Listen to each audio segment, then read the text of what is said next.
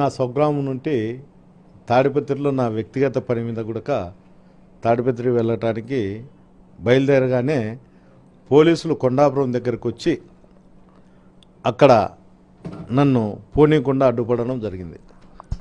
అడ్డుపడడంలో నేను చాలాసేపు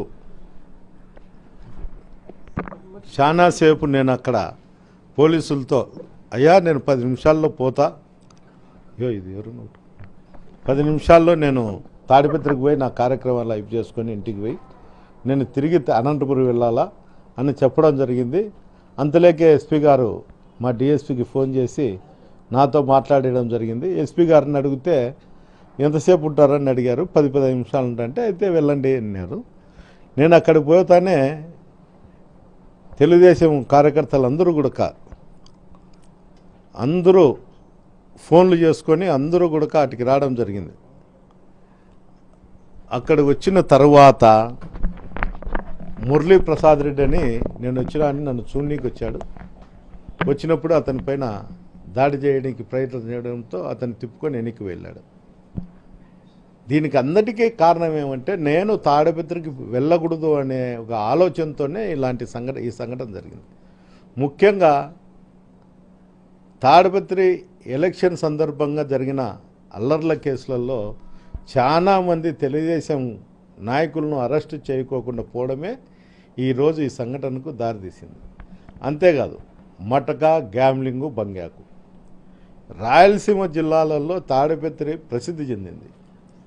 ఈరోజు అసాంఘిక కార్యక్రమాలు జరుగుతానుకొనే ఆ వ్యవస్థ అంతా నడిపే వాళ్ళంతా వాళ్ళ దగ్గరున్న పిల్లోళ్ళందరినీ కూడా జేసీ ఇంటి దగ్గరికి జమ చేసి వాళ్ళు మా దగ్గరకు వచ్చేటువంటి కార్యకర్తలు కానీ లీడర్ల మీద కానీ దాడి చేయడం జరుగుతుంది. ఈ సంఘటన ఈ ప్రభుత్వం వచ్చిన తర్వాత అసాంఘిక కార్యక్రమాలు పెచ్చు పెరిగినాయి. పెద్దారెడ్డి అనే ఒక వ్యక్తి ఇక్కడ ఉంటే మాకు ఎప్పుడైనా కానీ రాజకీయంగా ఇబ్బందికరంగా ఉంటుందనే ఒక ఆలోచనతోనే ఈ దాడి ప్రయత్నం చేసినారు. గతంలో కూడా 2006లో కూడా మా సోదరుడు తాడిపత్రిలో కంటెస్ట్ చేసినప్పుడు కూడా అప్పుడు 7,000-8,000తో ఓడిపోవడం జరిగింది ఆరోగ్య కారణాల వల్ల. ఎప్పుడైనా ఈ కుటుంబం రాజకీయంతో ఉంటుందనే మా అన్నను దారుణంగా హత్య చేయడం కూడా జరిగింది. దాంట్లో జేసీ కుటుంబీకులు ముద్దాయిలు కూడా. ఇదే విధంగానే ఇప్పుడు మళ్ళా అధికారం లేదు, అధికారం లేనప్పుడే నన్ను ఏదో రూపకంగా లొంగ తీసుకోవాలనే ఒక ప్రయత్నంతోనే వైఎస్ఆర్సీపీ నాయకుల మీద దాడి చేయడం జరుగుతుంది. ఇలాంటివన్నీ మళ్ళా జరగకూడదు అనుకుంటే తట్టుకుంటే ఈ అసాంఘిక కార్యక్రమాల మీద పోలీస్ అధికారులు గట్టి చర్యలు తీసుకోవాలా. ఈరోజు జరిగిన మురళీ ప్రసాద్ రెడ్డి ఇంటి మీద జరిగినది చాలా బాధాకరం. నాకు మంచి మిత్రుడు, అలాంటి వాని మీద జరగడం నేను చాలా చింతించుతాండా. అంతేకాదు గతంలో కూడా అతని ఇంటి మీద జేసీ కుటుంబీకులే దాడి చేయడం జరిగింది. ఇట్లా ఒకరి ఇండ్ల మీద పోయి దాడి చేయడం అనేది చాలా నీచమైన సంస్కృతి. అతనేమో అతని ఇంటి మీదకో పోతే నేను వాని కథ చూస్తా, ఈ గడ్డంలో ఒక చరిత్ర ఉంది అని చెప్తారు. అంటే అందరికీ అందరి చరిత్ర అందరి దగ్గర కూడా ఉంటాయి.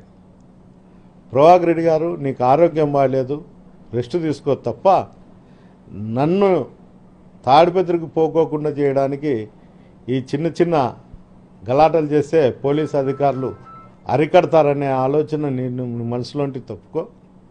నేను ఖచ్చితంగా తాడిపత్రిలో వైఎస్ఆర్సీపీ నాయకులకు కార్యకర్తల కోసం నేను పనిచేస్తా.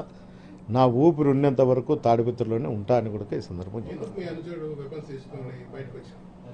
ఇంటి మీద దాడి జరిగినప్పుడు అతని చంపాలనే ప్రయత్నం చేసినప్పుడు ఆత్మరక్షణ కోసం అతను తీసుకుండొచ్చు.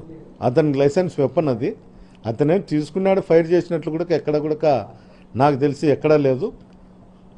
తీసుకున్నాడు కాబట్టి అతను ఈరోజు బతికున్నాడు అనేది నేను చెప్పగలుగుతా. ఏదేమైనా మురళీ ప్రసాద్ రెడ్డి కోసము మా కాన్షియన్స్లో ఉండేటువంటి వైఎస్ఆర్సీపీ నాయకులు కూడా తోడుంటాడని కూడా ఈ సందర్భంగా తెలియదు. మళ్ళీ వెళ్తా, నేను ఎస్పీ గారిని అడుగుతా, ఎస్పీ గారు పర్మిషన్ తీసుకొని నేను మళ్ళీ కూడా తాడిపత్రికి వెళ్తా.